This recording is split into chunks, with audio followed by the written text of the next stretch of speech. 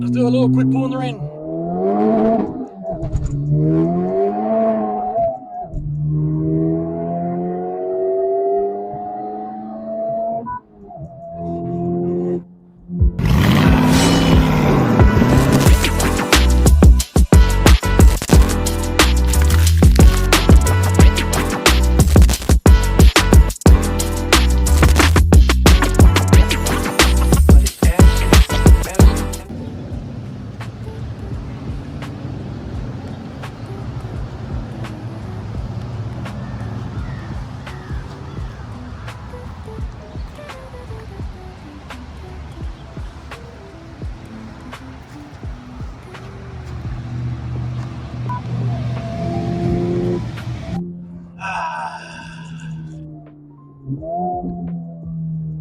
Gotta love it, I'm telling you.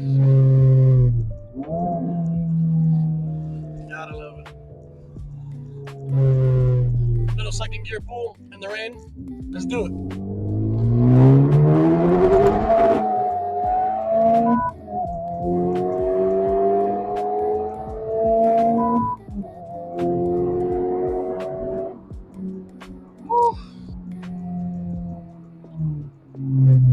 Let me tell you something.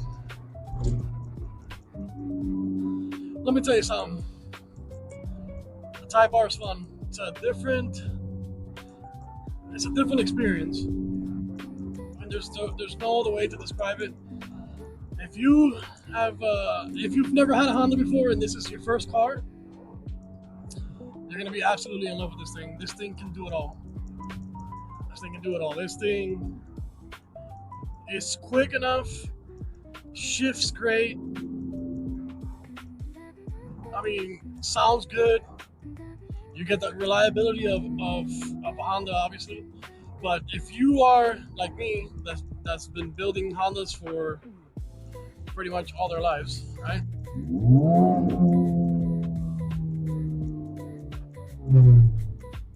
I kind of downshifted there to second gear for no reason. Don't know why. But if you've been building Hondas like me, I've been building Hondas since I got my first Honda, should I say, when I was 14 years old, going on 15, or 15 years old, going on 16. I bought my first Honda. It was a 1990 Civic hatchback, and I'm gonna tell you something. It's probably one of my favorite cars of all time. And I've had a lot of cars. I've had a lot of cars. I've had EF hatch. I've had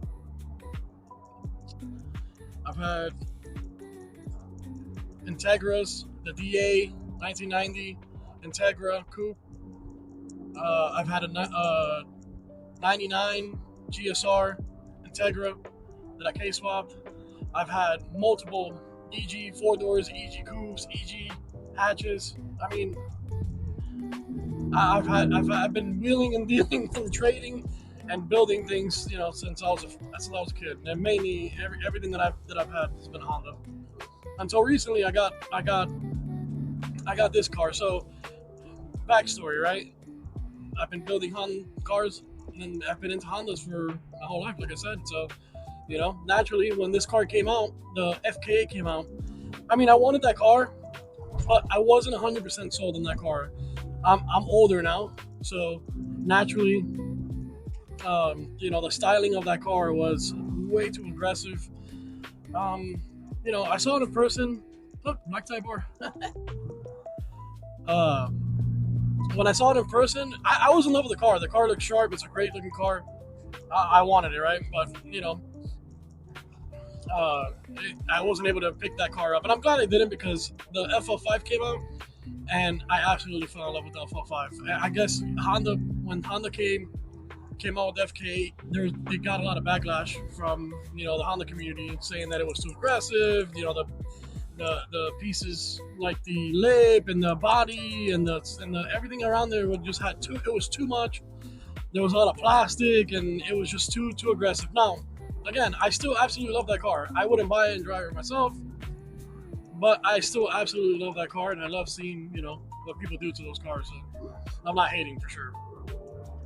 But this was my thing right here, for sure. This FL5 at the moment I sat in the seat and the moment I drove it, because I tell you what, I never got to drive the FK8, but a lot of people say that the FK8 and the F05 kind of feel the same power. They changed a couple things, like the interior looks a little different, you know. But this looks more toned down, in my opinion. That's just how I feel.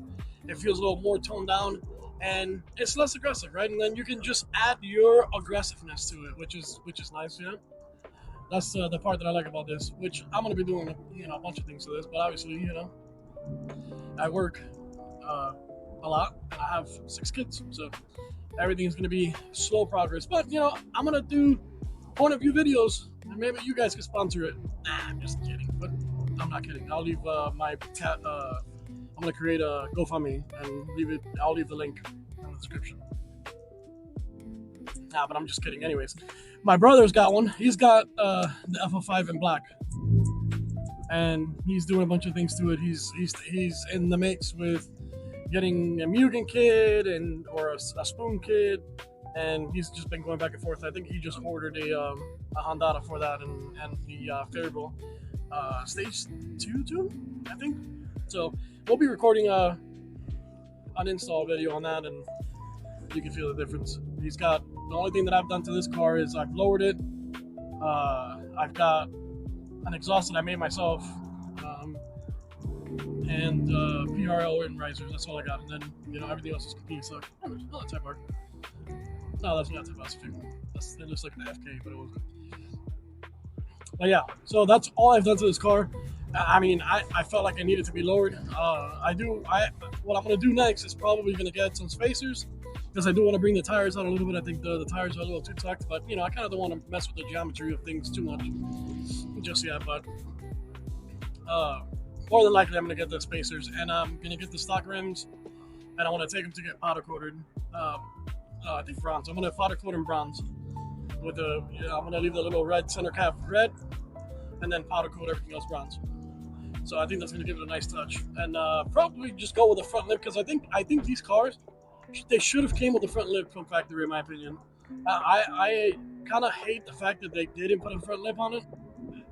It just looks like it's missing that part. Other than that, if it would have came with the front lip, this car, honestly, man, it would be perfect the way it sits, man. Just the hips on this car, the body line on this car is absolutely menacing, man. And I'm gonna tell you something. Seeing my brother drive his, and him coming up behind me or coming up from the mirror, man, the black it really does look menacing. It's a good looking car. So, but yeah, we both have one. We're both gonna do, you know, our touches to it. We've got ideas, and you know, we're trying to make it clean, man, and kind of fulfill my childhood dream of finally completing a Honda build, because everything that I've had, no AC, I cut pieces of the interior, all the interior comes out, no, you know, no airbags. I mean, you name it. I mean, I was street racing at that young age, and you know, for a little while there, hell, I made a little bit of money, you know, grudge racing people on the street, you know, in New Jersey. And those of you who know, you know, you can see some of those videos. I am Ty Boogie. You can see some of those videos. We're back then when Caesar the Champ and Aki with the AK-47. You know, that's kind of my era. So you can go see some of their videos. But we were out there, man. We were out there terrorizing the streets, I can tell you. Yeah, but this car is absolutely a blast to drive. It's just what a freaking machine. If I'm gonna tell you something, if you are brand new, like if you have never driven stick shift before, I'm telling you, it's so easy to drive. It's insane how easy it is to drive in this car. It's absolutely so easy. I mean, the car almost leaves first gear by itself. Like, that's how easy it is. I had my daughter, she drove it, never driven stick shift before, and she took it, you know, she got in it, we got a couple little lessons in there, showed her what to do, and she drove it. So my other boys, they just got their license, their learner's permit. So I'm gonna try to teach them, but man, it's hard. It's hard because I get in the car and they start, you know, I can hear the gear grind or something like that. Even though I said yes, it's easy to drive. But I'm gonna tell you something. What made older car easier to teach somebody stick shift was having that manual e-brake. And those of you know what I'm talking about, because I'm sitting in the passenger seat, you know, and I'm watching them drive, and I feel helpless because I can't. I don't have. How do I stop? Besides, you know, jumping over to this side and grabbing the steering wheel and trying to maneuver them somewhere. But I don't know. That's just. It's pretty funny because with the you know, with the that e-brake, I don't know, it kind of gave me a little sense of security, I guess you could say. I love driving in the rain, man. Driving in the rain is truly fun. This car, it hooks, but it slides and it gives you like that. Look at this, look at this. Oh my god, dude, it's so much fun. It reminds me of you know, driving my little Civic or my EM1 when I had fully built turbo and I couldn't catch traction, and it was like the whole time. That's exactly what I just did. Oh man, it's a blast to drive.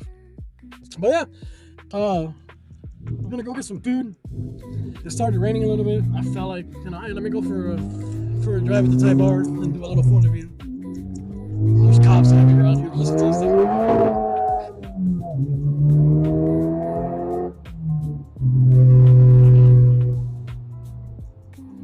Look at this guy in front of me here. He's got some crazy little Sailor Moon design. Which is kind of crazy.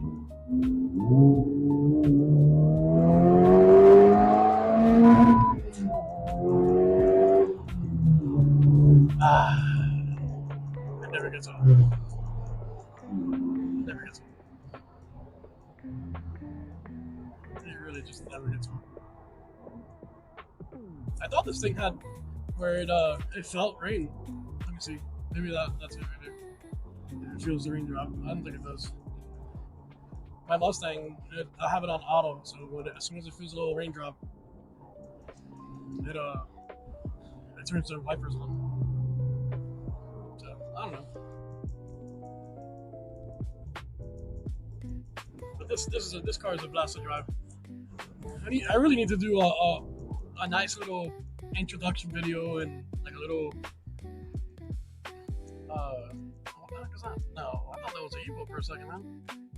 Indiana. Oh, what kind of wheels are those? Man, that's one of my dream cars for sure was a Evo, man. They just want. I don't even know how I never ended up with an Evo, to be honest with you, because I'm telling you, I was dead set on getting an Evo, like an Evo 8. I was dead set on getting that. I promise you, I was gonna get one, but never did. Never did end up getting one, which is kind of crazy. But I don't know. Maybe in the future I'll probably end up getting one. I've always, like I said, I've always been into Hondas, man. Hondas has always been my thing. I ended up getting a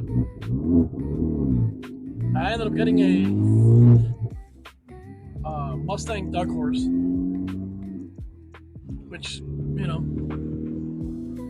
that car right there, you know, I'm not gonna lie to you, man. Secretly, I love the way the Mustangs look. Just never really pulled the trigger.